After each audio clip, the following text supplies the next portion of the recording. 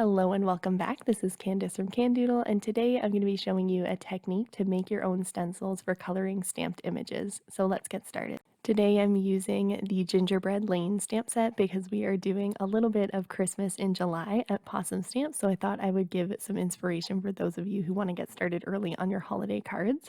So I started off with the sentiment and I'm getting that centered using one of my Misty creative corners, and then I'm going to stamp that down on tracing paper to see if I like the placement. It wasn't quite centered, so I realigned my tracing paper to get the sentiment where I wanted it, and then I lined the sentiment stamp up with that and pushed my Misty door down to make sure I had it in the right spot. I double checked one more time with the tracing paper before I stamped it onto my card base to make sure I had the placement exactly where I wanted it.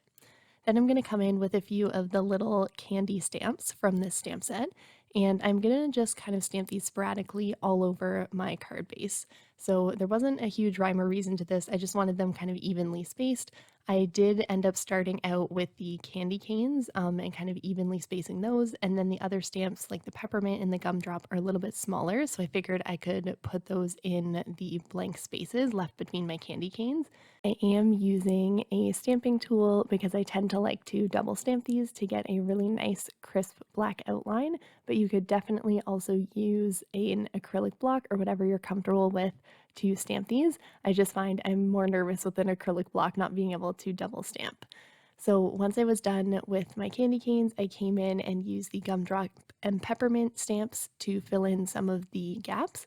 And I also kind of, you can see I stamp them off the page in some areas, so I just move it in my Misty so I'm able to do that. I just like that it looks like it's more of like a pattern paper sort of feel when I do it that way, but you could definitely keep all of yours on the page if that's what you prefer. So once I was happy with how that was looking, I'm going to move on to creating my masks. So I have some removable post-it tape, which is what I generally use to mask, but you could use any masking paper. And I'm just sticking that down to some scrap cardstock so that I can stamp on these.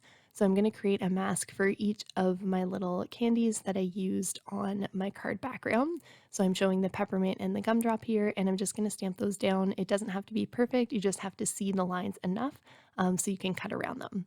So I'm going to come and now stick those down to my cutting mat because I'm going to use an X-Acto knife to cut around these. So the gumdrop is super easy. I'm just going to kind of cut around that, and I tend to like to use my dominant hand to cut, but then I turn my cutting board with my other hand. I just find that's the easiest way for me to cut things. And then for the peppermint, I wanted to do something really fun and only cut every second of the little gaps. So you do have to be a little bit careful towards the center that you're not cutting through the center, or there won't be anything for the little spokes to hold on to. So I did leave a bit of a gap there, but this stamp is perfect to do that. And once I was done with those off camera, I also made two masks for the candy canes as well. And then I'm going to use these as little coloring masks. So all you have to do is line them up on your stamped images. And I really like the post-it tape for this because it's a little bit see-through, so you can line it up really easily without a lot of guesswork. And as you can see, I'm now just going to work my way around my card on all of the candy canes that are facing right with that same mask, and I'm using red ink. Now, I would suggest, especially if you're planning on reusing these masks, I have reused these ones a few times since then, and they held up really great. You can even switch colors as long as the ink is dry. I do wipe it away a little bit with a microfiber cloth if I'm doing it right afterwards, especially if I'm using a different color. But what I would suggest is making your squares that you make the mask on a little bit bigger, because as you can see, I got some ink where it wasn't supposed to be because it went outside of the mask. So I just used my Tombow Mono sand eraser and lightly went over that, and the ink comes right off of my card base. But that's just something that you kind of have to be mindful of as you're ink blending, but that would definitely be a little bit easier if your squares were a bit bigger.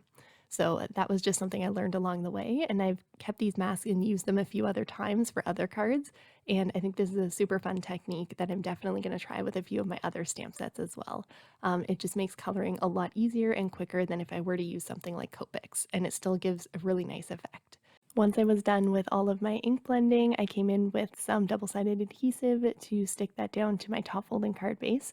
And of course I needed to add some sequins. So this is the Diamond Diva sequin mix. So I used some of the clear and silver ones and just filled in some of the bigger areas.